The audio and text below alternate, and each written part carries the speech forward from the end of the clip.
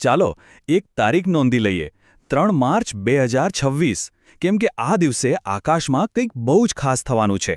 એક એવી ઘટના જ્યાં સદીઓ જૂની આપણી પરંપરાઓ અને બ્રહ્માંડનું શુદ્ધ વિજ્ઞાન બંને એક સાથે જોવા મળશે. આ ખાલી એક ચંદ્રગ્રહણ નથી, પણ આપણી સંસ્કૃતિ અને વિજ્ઞાનનો એક અદ્ભુત સંગમ છે. તો સવાલ એ થાય કે આ તારીખમાં એવું તો શું છે જેને આટલી સ્પેશિયલ બનાવે છે? વાત ખાલી ચંદ્રનો રંગ બદલવાની નથી, એનાથી કંઈક વિશેષ છે. એની પાછળ એક એવો દુર્લભ સંયોગ છુપાયેલો છે જે વર્ષોમાં ક્યારેક જ બને છે. ચાલો આ રહસ્ય પરથી પડદો ઉઠાવીએ. તો જુઓ, આ દિવસની સૌથી મોટી ખાસિયત એ છે કે બે મોટી ઘટનાઓ એક જ સમયે બની રહી છે. એક તરફ છે ફાગણ સુદ પૂનમનો પવિત્ર તહેવાર, જેને આપણે હોળી દહન તરીકે ઉજવીએ છીએ. અને જેવી સાંજ ઢળશે, બસ એ જ રાત્રે આકાશમાં સંપૂર્ણ ચંદ્રગ્રહણનો નજારો જોવા મળશે. તહેવાર અને ખગોળીય ઘટનાનો આવો જોગાણુજોડ ખરેખર બહુ અસામાન્ય છે. પણ આ અદ્ભુત દૃશ્યને માણીએ એ પહેલાં એ સમજવું જરૂરી છે કે આખરે આ બધું થાય છે કેવી રીતે. જુઓ, ચંદ્રગ્રહણ કોઈ જાદુ નથી, એકદમ સિમ્પલ ભૂમિતિ છે.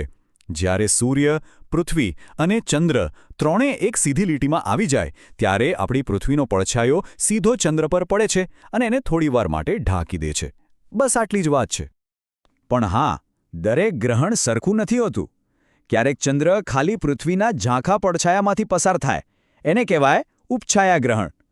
ક્યારેક એનો થોડો ભાગ ઢંકાય, એને કહીએ આંશિક ગ્રહણ. પણ 3 માર્ચ 2026ના રોજ જે થવાનું છે એ છે સંપૂર્ણ ચંદ્રગ્રહણ.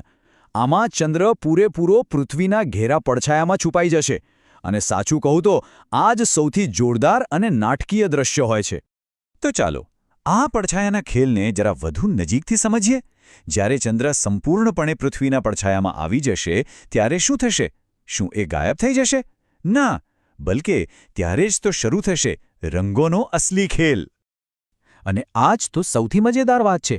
સંપૂર્ણ ગ્રહણ વખતે ચંદ્ર કાળો થઈ જવાને બદલે તાંબા જેવો લાલ કેમ દેખાવા લાગે છે? જેને આપણે બ્લડ મૂન કહીએ છીએ, એની પાછળનું કારણ શું છે?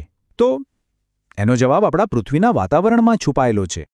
જરા કલ્પના કરો, પૃથ્વી બરાબર સૂર્ય અને ચંદ્રની વચ્ચે છે.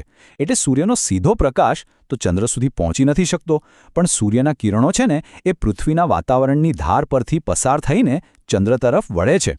આપણું વાતાવરણ એક ફિલ્ટર જેવું કામ કરે છે.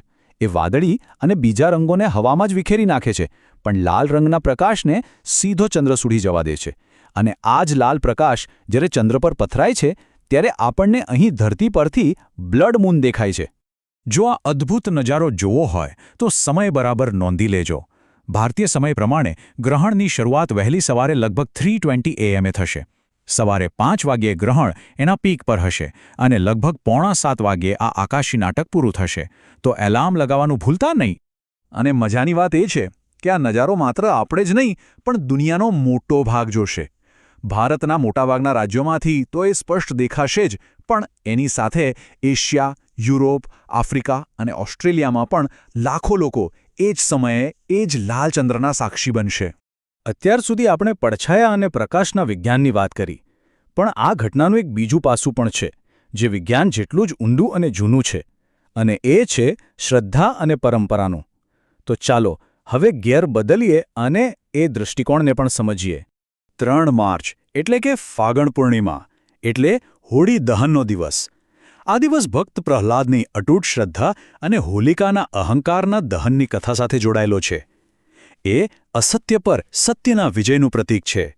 અને આવા પવિત્ર દિવસે ચંદ્રગ્રહણ થવું એ શ્રદ્ધાળુઓ માટે બહુ મોટો અને ગહન સંયોગ ગણાય છે. પરંપરા શું કહે છે? ગ્રહણને એક બહુ સંવેદનશીલ સમય માનવામાં આવે છે. એવી માન્યતા છે કે ગ્રહણના 9 કલાક પહેલાં સૂતક કાળ શરૂ થઈ જાય છે. આ સમય દરમિયાન મંદિરોના દરવાજા બંધ કરી દેવાય છે અને લોકો ભૌતિક કામોથી દૂર રહીને પ્રાર્થના, મંત્રજાપ અને દાન જેવા આધ્યાત્મિક કાર્યોમાં ધ્યાન કેન્દ્રિત કરે છે. અને અહીંયા જ વિજ્ઞાન અને વિશ્વાસના બે અલગ અલગ દૃષ્ટિકોણ સામે આવે છે. એક તરફ પરંપરાગત માન્યતા કહે છે કે ગ્રહણ દરમિયાન ભોજન ન કરવું જોઈએ, તો બીજી તરફ વિજ્ઞાન સ્પષ્ટપણે કહે છે કે ચંદ્રગ્રહણ જોવું આંખો માટે એકદમ સલામત છે અને એના કિરણોની ખોરાક પર કોઈ જ નકારાત્મક અસર થતી નથી. બંને દૃષ્ટિકોણ પોતપોતાની જગ્યાએ મહત્વના છે. આ સિવાય જ્યોતિષશાસ્ત્રનો પણ પોતાનો એક દૃષ્ટિકોણ છે. જ્યોતિષમાં ચંદ્રને મન, માતા અને આપણી લાગણીઓનો કારક ગ્રહ માનવામાં આવે છે. એટલે એવી માન્યતા છે કે ચંદ્ર પર લાગતું ગ્રહણ લોકોની માનસિક અને ભાવનાત્મક સ્થિતિ પર, ખાસ કરીને અમુક રાશિઓ પર વિશેષ પ્રભાવ પાડી શકે છે. તો એક તરફ છે ખગોળ વિજ્ઞાનના નક્કર તથ્યો અને બીજી તરફ છે સદીઓ જૂની શ્રદ્ધા. શું આ બંને રસ્તાઓ એકબીજાથી વિરુદ્ધ છે કે પછી તે એક જ સત્યને સમજવાના બે અલગ અલગ માર્ગો છે? ચાલો આ સવાલ પર વિચાર કરીએ અને આ સંગમને ઉજવીએ. અને તમને જાણીને ગર્વ થશે કે વિજ્ઞાન અને શ્રદ્ધા વચ્ચેનો આ સંવાદ ભારતમાં કોઈ નવો નથી. હજારો વર્ષ પહેલાં આપણા મહાન ખગોળશાસ્ત્રી આર્યભટ્ટે દુનિયાને કહ્યું હતું કે ગ્રહણ કોઈ રાહુ કેતુ નામના રાક્ષસથી નથી થતું, પણ પૃથ્વીનો પડછાયો પડવાથી થાય છે. આ એ વાતનો પુરાવો છે કે આપણા પૂર્વજો પણ કુદરતને વૈજ્ઞાનિક નજરથી સમજતા હતા. અને આજે 21મી સદીમાં ગ્રહણ પ્રત્યેનો આપણો દૃષ્ટિકોણ ઘણો બદલાયો છે. હવે એ ડરનો નહીં પણ જિજ્ઞાસા અને ઉત્સાહનો વિષય બની ગયો છે. લોકો પરિવાર સાથે ટેલિસ્કોપથી આ નજારો માણે છે અને સોશિયલ મીડિયા પર ફોટો અને વિડીયો શેર કરીને આ વૈશ્વિક ઘટનાનો ભાગ બને છે. તો આ બધી વાતનો સાર શું? પહેલી વાત, ગ્રહણ એક સુંદર અને કુદરતી ઘટના છે જેને ડર્યા વગર માણવી જોઈએ. સાથે સાથે જે પરંપરાઓ અને માન્યતાઓ પેઢીઓથી ચાલી આવે છે તેને સમજ અને સન્માન આપવું જોઈએ. ખાસ કરીને બાળકોને બ્રહ્માંડના રહસ્યો સમજાવવા માટે આ એક સોનેરી તક છે. ટૂંકમાં આ જ્ઞાન અને શ્રદ્ધા બંનેને સાથે રાખીને ઉજવણી કરવાનો સમય છે. તો યાદ રાખજો, 3 માર્ચ 2026નું ચંદ્રગ્રહણ એ માત્ર આકાશમાં બનતી એક ઘટના નથી. એ કુદરતનો એક એવો ચમત્કાર છે જે આપણને વિજ્ઞાનની અજાયબીઓ બતાવે છે અને સાથે જ ભક્તિ અને આસ્થા માટે એક વિશેષ અવસર પણ આપે છે. ખરેખર એ એક અદ્વિતીય સંગમ હશે.